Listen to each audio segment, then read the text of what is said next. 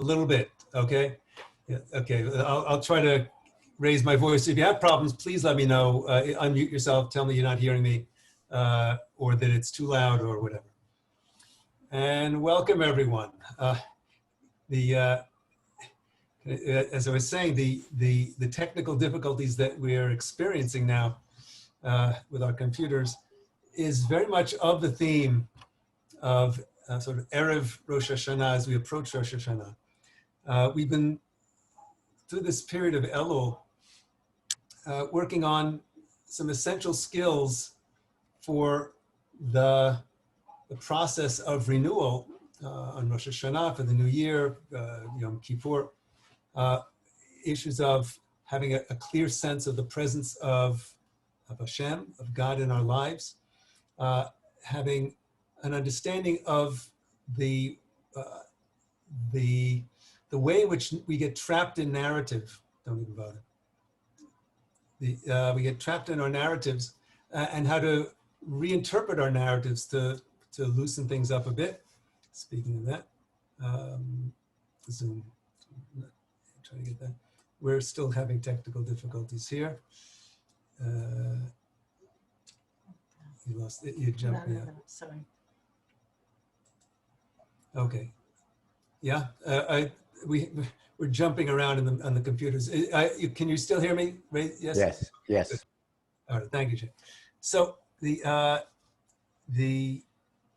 we talked about the themes of Malchiot, Zichronot, and Shofrot last time, and how they connect to have a real sense of the presence of Hashem. And in this session, I thought to speak about a topic and then for us to experience together the topic that is the traditional experience and understanding of our experience Erev Rosh Hashanah, going into Rosh Hashanah itself, which is Sod HaDormita, or the secret of sleep.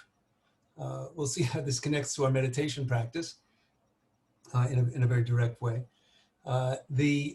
The notion is that in order to begin a new year, to begin newness, we have to be able to let go of things that have been holding us back from the previous year.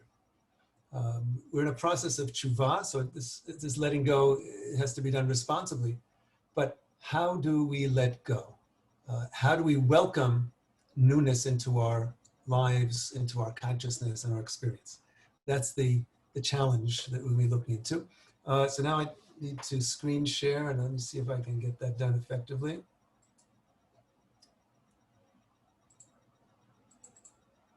Okay, can everyone see this text in a way that you can read it? Yes. Okay, good. I lost myself here, but okay, good.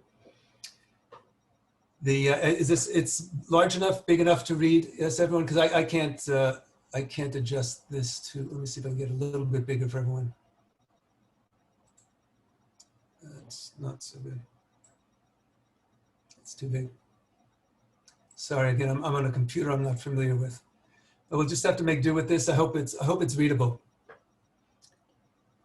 Thought to take a text from Reb Tzvi Elimelech of Dinov. He's a Hasidic Rebbe, 19th century, and his Bnei Yissaschar, so it's pronounced. It's a very interesting book. He goes through the cycle of the year, bringing insights to the various Yomim Tovim throughout the year, insights from Hasidut, insights from Kabbalah, combining them together. So we'll take a look at what he says about the notion of the secret of sleep before Rosh Hashanah and getting, on Rosh Hashanah itself. So he begins this with a reference, and since his interest is partly halachic and partly Kabbalistic Hasidic, says it's a custom of Israel on Rosh Hashanah, in all their dwelling places in the exile, it may even be done here in Israel now, that the Shliach Tzibur, the prayer leader in the morning of Rosh Hashanah and Shachrit, makes the blessings out loud, in other words, for washing the hands, the formation of the body, and the restoration of the soul in the synagogue in public. In other words, if you come early to shul on a normal weekday, on a normal Shabbat, and on any other Yom Tov, this is not where the Chazan, the Shliach Tzibor, the cantor will begin. He usually will begin with other blessings a little bit later in the morning service. But the blessings for washing the hands, for creation of the body and restoration of the soul are blessings that are expected that people have already done at home. Okay? And so usually the prayer leader will not start with those, but it's a custom on Rosh Hashanah that he even begins right there. It's the very, very beginning of the morning service. I mean, the reason that it's not usually done is that with these three blessings for hand washing, for creation of the body and restoration of the soul, these have to do with getting up from sleep. This is it's done privately at home. It's among the first blessings that you say in the day. This is getting up from sleep, and it has to do with reawakening, into the new day. So it's a private thing usually, but on Rosh Hashanah, it's done in the synagogue, in public, he says. So he says, even though one could say it's to help the public fulfill the requirement to say these blessings, in case, for instance, there was someone present in the synagogue that did not know how to say these blessings, so the Shliach Tzibor, the public prayer leader can say it for them. But that's usually done if there are people that just don't know how to say it. But you can say it for but why in Rosh Hashanah is this different? Well, normally we don't do this, and especially in our times when ignorant people are not common. Very interesting comment. 19th century, the culture that he lives in, in Dinov, everyone knows what to do. It's a traditional society. Everyone knows all the blessings. They know, they know the Sendor backwards and forwards. So there's no need to help them with that. In our time, there might be needs in some communities to help people. But in his time, everyone knew these things. So why do this on Rosh Hashanah?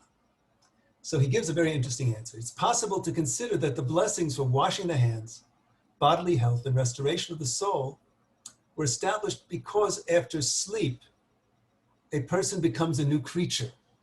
As the sages of blessed memory say regarding the intent of the verse, they are new every morning, great is your faithfulness, from Eicha. So that a person deposits his soul in sleep, and God returns it to him when he awakens. Well, he's absolutely right. These three blessings in particular have to do with awakening from sleep, washing our hands for the new day.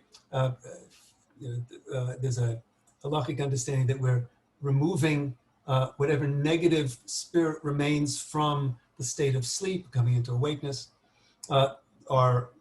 We thank God for our body and the way that it works, and for the restoration of our soul, which is understood as the restoration of our consciousness in awakeness. So and because we are new every morning, great is your faithfulness, God, that gives us the ability to wake up every morning, and we are new every morning. That a person, so that's for, behold, sleep is for the purpose of renewing a person. That there be drawn to him new life and pure consciousness. That's what the gift and the purpose. Right, these three.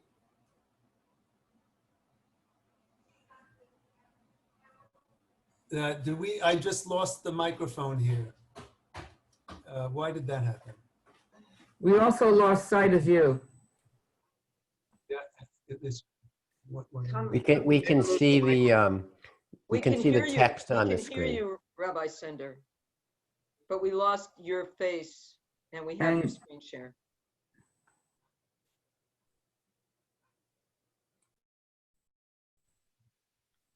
Hey, Barbara. Mona.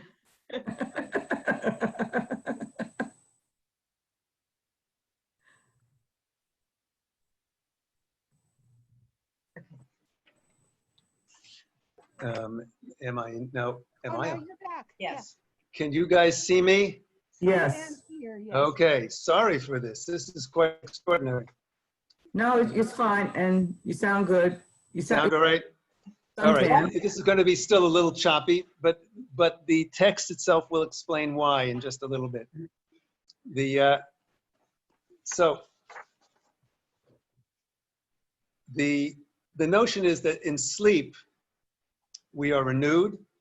After sleep we're renewed. We receive a new life, or at least a refreshed life, and pure consciousness after sleep.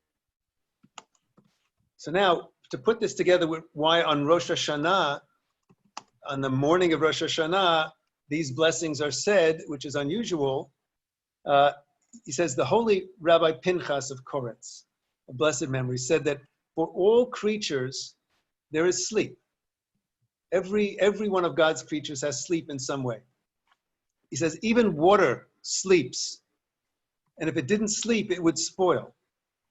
Very interesting. I mean, I honestly don't know how water sleeps, but there is a concept in Pesach, at Pesach time, that we should use for the matzot, when we bake the matzot and we mix the flour with water. The water that we should use is what's called mayim shelanu, water that slept, essentially, that slept overnight. What it really means is water in which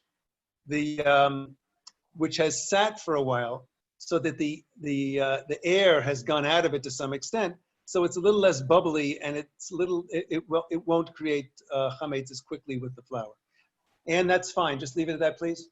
That's very good. It's right there. So even water sleeps in some sense, he says, and if it didn't sleep, it would spoil. But it's just that water has only a little life, so it sleeps a little bit. Okay, we'll give him that. Okay, I mean, it's an interesting example. We'll give it to him. We don't have to prove it scientifically. All creatures, according to their life, in other words, the level of life that they have, is their sleep. Human beings who have life more abundant than all creatures sleep more than all of them, especially teenagers, in order that they are renewed more. So that's the notion. Again, listen, there are animals that hibernate for months. So, bears probably, by his definition, have a lot of life. But the point that he's getting at, and all we really need here for his proof, is that sleep refreshes our lives, refreshes our vigor and robustness, and refreshes our consciousness. Okay? It says, for in one's sleep, one delivers one's soul to the supernal well. Interesting. Be'er in Hebrew. Bet ayin resh. To the supernal well, the well above. On a Kabbalistic sphere level, for those interested, that would be the level of Bina. The sphere of Bina is called the supernal well. It's the well of life. The Makor Chayim, the source of all life. Which is the first letters of, in your hand I deposit my soul, Yadcha Afki Ruchi,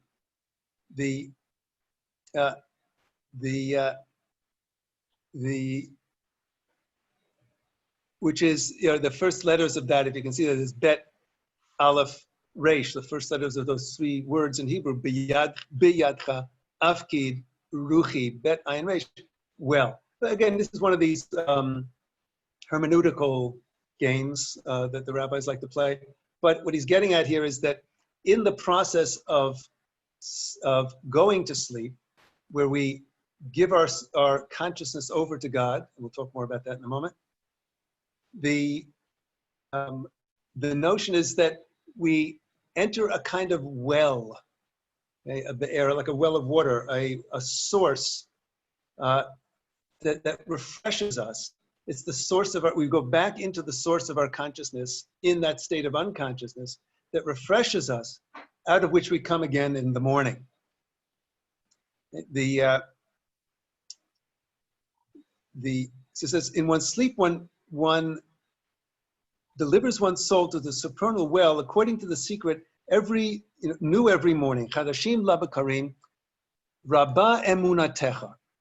Great is your faithfulness. It's the next word. Again, the first letters of each word spelling Rachel. Here again, the same idea. Rabba emunatecha. The Chadashim labakarim, Rabba emunatecha. It's backwards, but the first letters of Rachel, who is the well, which is the first letters of in your hand I deposit my soul. All right, what he's trying to say here is that in the process of going to sleep, think of it this way, that the time in the day, the experience in the day, that one of the experiences of the day that we have, that each of us really has a sense of the deepest faith and trust in God, is when we allow ourselves to slip into sleep. We don't maybe often think of it that way, but the moment of slipping into sleep, in a certain sense, is a moment of great trust. Rabbi emunatecha, a great trust in God. God's emunah for us, his loyalty to us, his trustworthiness to us. We let ourselves go into unconsciousness. We become entirely defenseless. And it takes, for anyone who suffered from insomnia, it can be a difficult thing sometimes to slip into sleep, not a simple matter. It's an experience of great trust. And that's what he's saying, that in the process of going to sleep, we let ourselves go into the supernal well of unconsciousness, which is not the negation of consciousness, it's the source of consciousness. Okay? And he brings some hermeneutical proofs for that. Okay? So sleep is this moment of faith. And he says, even the angels have, and here he uses the word dormita, that is deep sleep. This is an interesting word. Dormita is, you can, those of you who've studied French or Latin languages can recognize the root, the D-O-R-M root, Frère Jacques, dormez-vous, right? Are you still sleeping? The dormita is, it's actually Italian. It's Italian for deep sleep. Now, it's not Latin. It's actually Italian, which is really historically interesting. And this is a term that first comes into play in the spiritual context in Torah literature, in the Zohar. The references to when Adam in Gan Eden, in the Garden of Eden, does not have a mate, and Hashem looks for a mate for him, and he can't, brings all the animals, a good match, and there in the Torah it says, "Vayipol Hashem Elokim tardema al ha'adam vayishan," and God caused a deep sleep, a tardema, to fall upon the man, and he slept. And we'll get back to what happens after that.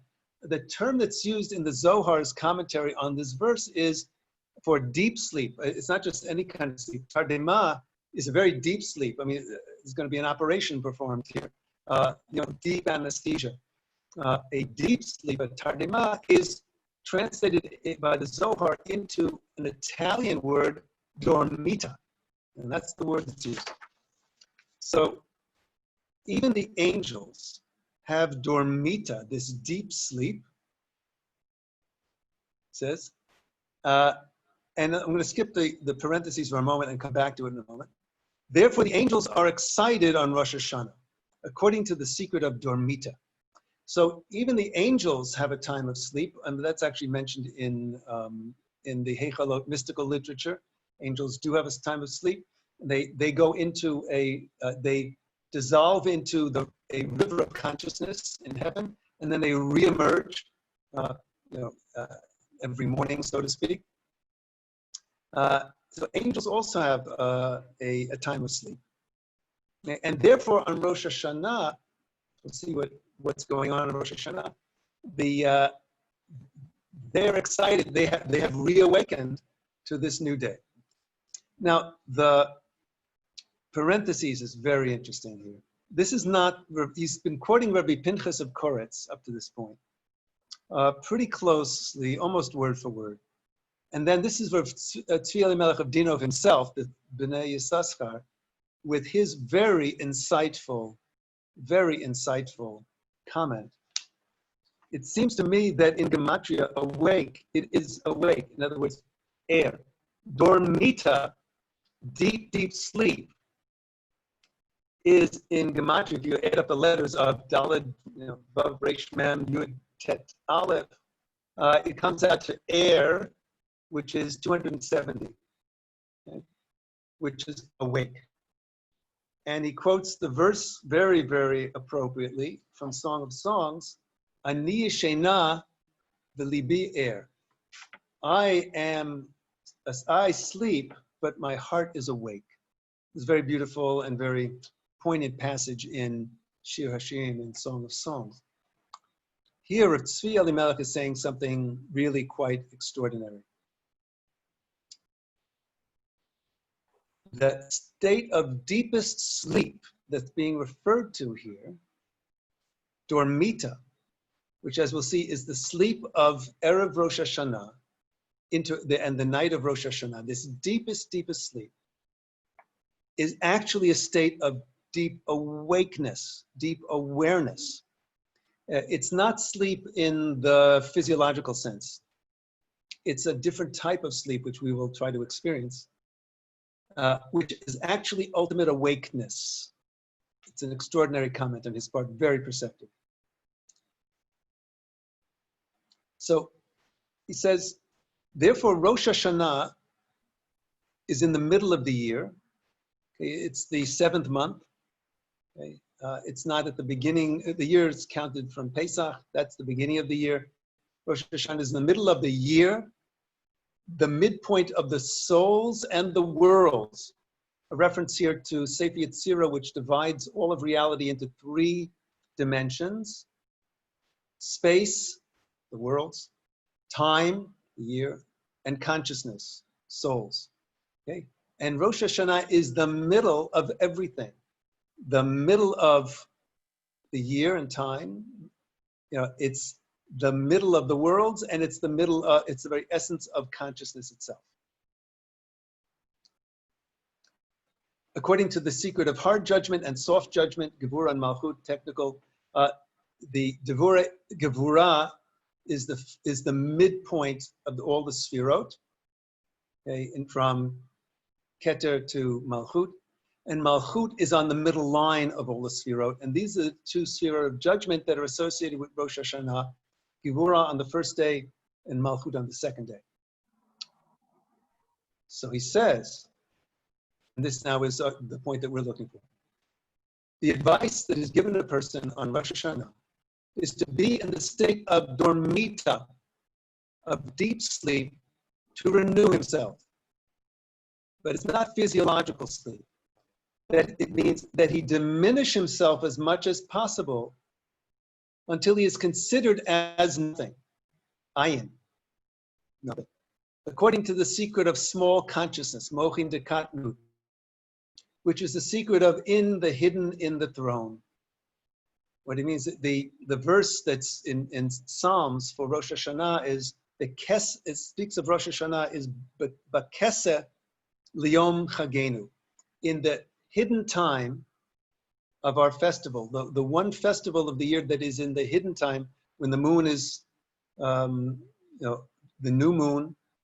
It's not in the full moon time. It's in the hidden time.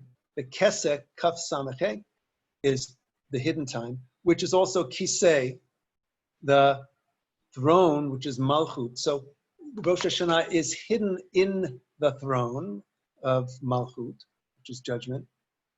When you enter this place and let everything go, not falling asleep in physiological sense, but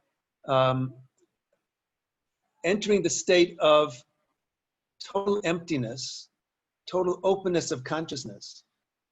From this is drawn pure and clear life to this person, to his property, to all he has, to all people who accompany him, whether spiritually or materially, even regarding his livelihood and health of his body and all that relates to him. And thus far, the words of the holy Rabbi, Reb Pinchas of Koretz, mentioned above. So, to put this together, there's a theme in Kabbalah. It's in the Arizal, in Eitz Chaim, in Shar HaKavanot, in Pre-Eitz Chaim. It's a core theme in the Torah of Rabbi Yitzchak Luria on Rosh Hashanah, regarding Rosh Hashanah. And it's picked up in the rest of Kabbalah and in all of Chassidut, that as we enter Rosh Hashanah, from the eve of Rosh Hashanah into the night of Rosh Hashanah, we enter into a state of dormita, deep sleep, tardema. We go into this deep place of sleep, and all of reality, all the worlds, enter for a moment this place of deep sleep. It's a kind of letting go of everything that we've been holding on to for the whole year, some of which are good things we like to kind of keep, but others of which have been holding us back. And we've talked about the issue of narratives that hold us back. So the letting all of this go, Erev Rosh Hashanah into the night of Rosh Hashanah, in a state of ayin, of total, clear, quiet consciousness, as he's describing. Ani sheina v'li bi'er, I'm asleep and yet totally awake, in order to open ourselves to receive new life, new consciousness for the new year. This is a Kabbalistic theme in the Arizal, and it's the theme, a major theme in Chassidut. The blowing of the shofar on Rosh Hashanah is understood as a kind of, Uru Yesheni Mishenatchem, as the Rambam says, awaken sleepers from your sleep. And when the shofar is blown, it's receiving new consciousness for us, and for all the worlds, for all souls. That's the Kabbalistic symbolism of that.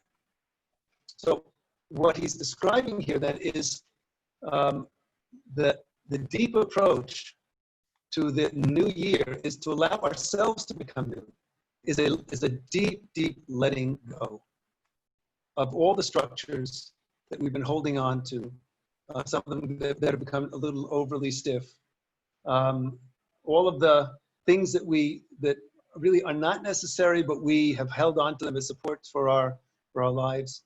Holding on to the good stuff, yeah, but letting go of what we can to greet the new year. That's the vision here. And so the notion of blowing the shofar, Tiku b'chodesh shofar v'kesel yom chagenu, that's the verse of Rosh Hashanah. Blow the alarm of the alarm clock, the waking alarm clock of the shofar for the month in the hiddenness of the day of our festival on Rosh Hashanah, to open our consciousness and then wake up in the deepest way. So that's the concept that the Bnei Yissaschar is getting across, and this is the meditation that's recommended in Kabbalah and Chassidut for Erev Rosh Hashanah and into the night of Rosh Hashanah. A deep state of hashkata, of quieting the mind as much as possible. As he says, quiet your mind to get a place of mochin dekatnut, of that your literally small consciousness. You make your consciousness as quiet and as small as possible, which, as we know, actually makes it more open, much deeper, much more aware, ready to receive. Asleep is the ultimate awakeness. And that's the meditation that we would like to do now, the the experience that we want to have now as a kind of practice, which I recommend that we also try to do this on the night of Rosh Hashanah, or at least Erev Rosh Hashanah, if you have time to do this. I'm going to ask Anne to come back here for a moment, and have to get back online. Here we are. Okay, found it. Yeah, thank you. So we're going to take our break of 5 minutes in just a moment. Let me just describe the meditation. If you have questions about it, those who don't need to take a break, ask questions, and then we'll get into the meditation. So we'll do our normal 5 minutes of Hashkata. And you'll hear the chime. Right? Can you hear it? Yeah. And then that's actually the signal to go into an even deeper Hashkata. In this case, there's no theme that we're trying to accomplish in terms of a specific thematic awareness. We've been working on issues of love of God, or presence of God, or oneness of God. No, not right now. The theme is taking our Hashkata to as deep a level as we can, which it's in truth, it's the most important skill that we can have, and particularly now for Rosh Hashanah, to get as quiet as we can.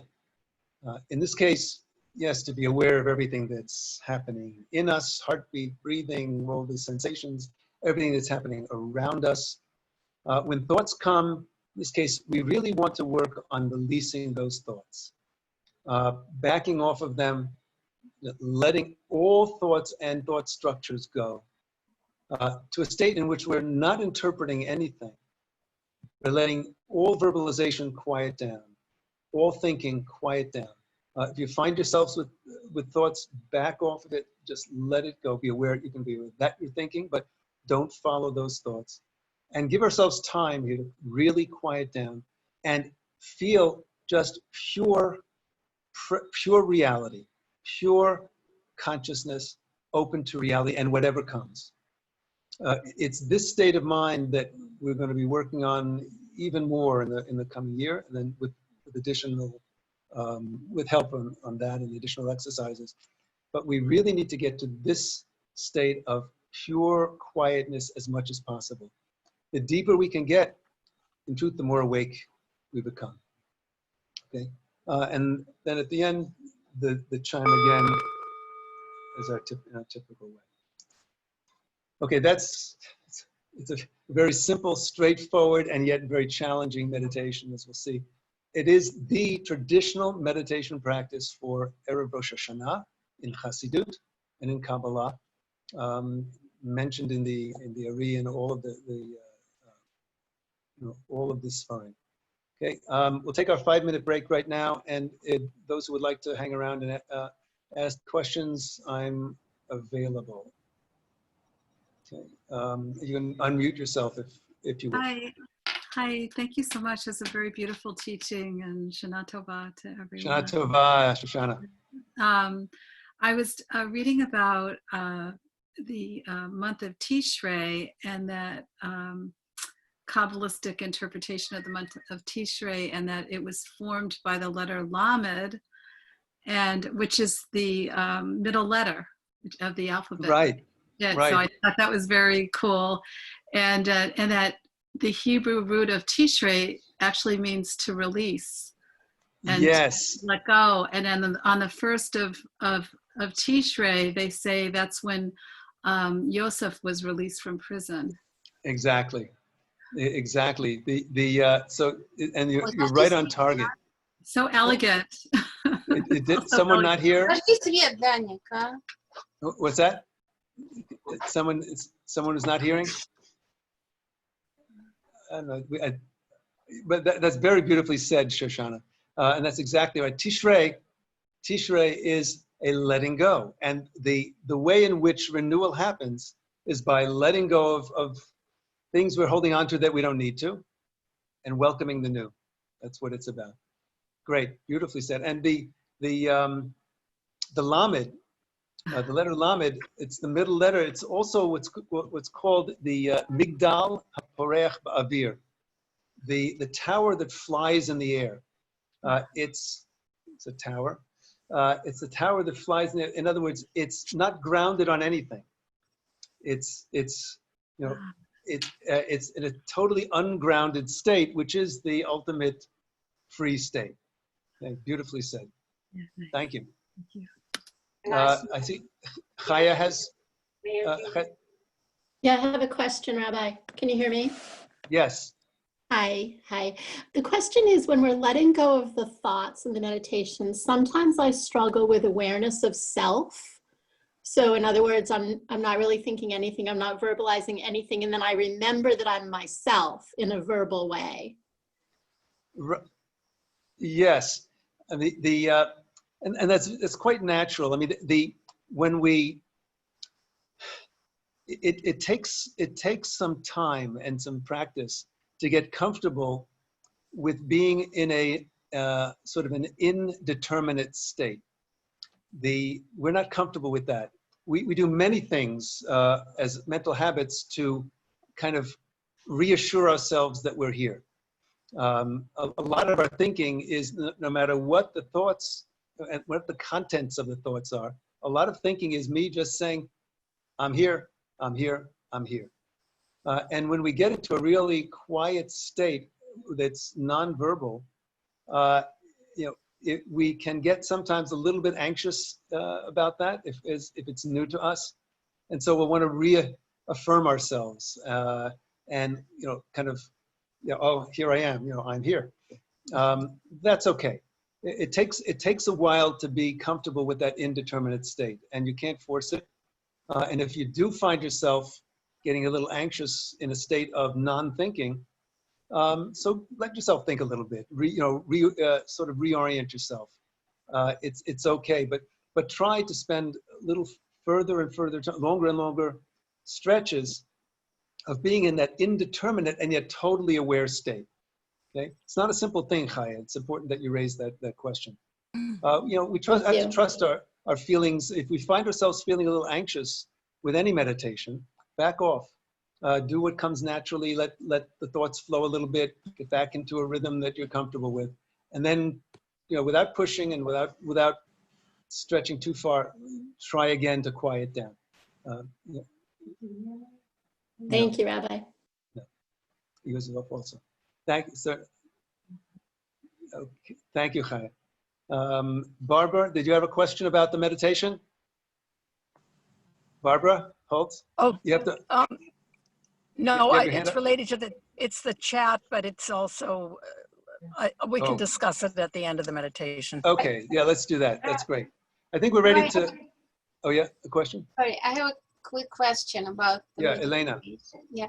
Question. So you mentioned about like small consciousness, and I remember learning about, and sorry if I mispronounce it, Machin de Katnut and Machin de Gadlut. Yeah. Yes. So what's the difference? Like what? Yeah, it's actually, it's interesting he says it this way. Typically, in the standard way that this is used, Mochin de Katnut is our small kind of everyday neurotic consciousness. Neurotic, yeah. The sort of the normal patterns that we have of thinking and doing, and we say normal, I mean, they're neurotic, but they're regular. Mochin de Gadlut, great consciousness as opposed to small consciousness. Mochin de Gadlut, small consciousness, Mochin de Gadlut, great consciousness. Mochin de Gadlut is the, hang on, Anne, hang on a second, lost it. Can you hear me still, Elena? You might not see me. Yeah, I can hear you, yeah. Mm-hmm. Yeah, but can't see me. Yeah, see that, hang on. Okay, here I am again. Yeah, Mochin de Gadlut is what we would call expansive consciousness, or expanded consciousness, which is a higher state of awareness. What Pinchas of Koretz is saying here, and he's being quoted, is that when we make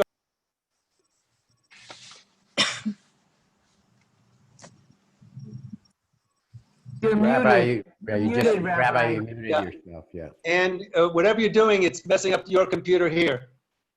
Please stop. When we make ourselves small in the state of ayin, it actually is ultimately expansive. So we attain expansive consciousness by quieting ourselves as much as possible into what seems like small consciousness, but it's the state of kind of putting ourselves asleep and yet ultimately awake. Again, not physiological sleep, but quieting the mind. He's using, you're absolutely right on this, Elaine, it's a good pickup. He is using mochin de katnut, small consciousness, in an unusual way. But he's using it as flipping into expansive consciousness. Okay? Okay. Thank you. Thank you. Okay, so we're going to begin our meditation now. 5 minutes of just trying to quiet down.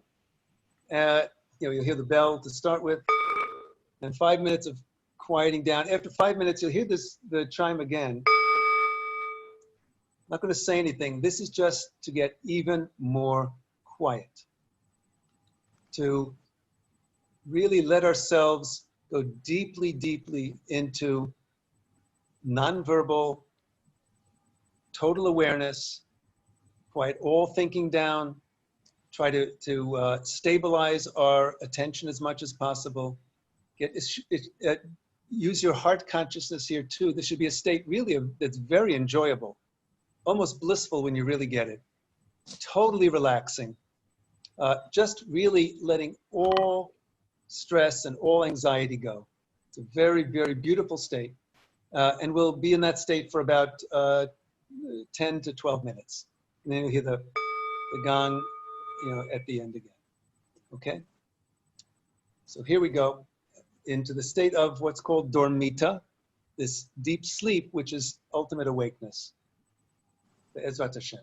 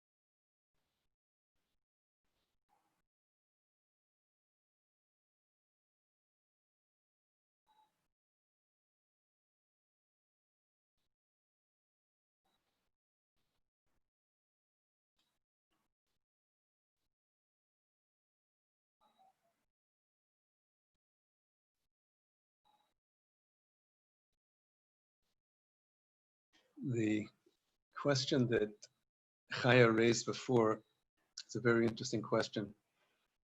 In the state of quieting our mind, and our mind gets really, really quiet, we don't disappear to ourselves. There is a self-awareness, but it gets more and more refined. Instead of being something that we come back to hold on to ourselves, we come to trust that whatever we are, there's a stability there, and we're allowed to just be that self that has been constructed for us. We didn't construct it, we find it. And it gets more and more refined. So, Chaya, address your point again, that coming back to self, it's not a negative thing. It's not working in the opposite direction here. It's actually, the deeper we go into that quietness, the more that authentic self comes forward. Anne spoke at the beginning of finding our authentic voice, and this is finding our authentic self in a certain sense.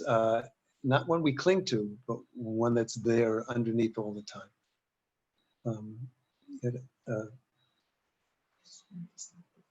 Oh, yeah, to stop the recording. Yeah, okay, hang on a second. Let me do that. Okay, it's hard to aim this thing. There? No. Stop recording. Yes.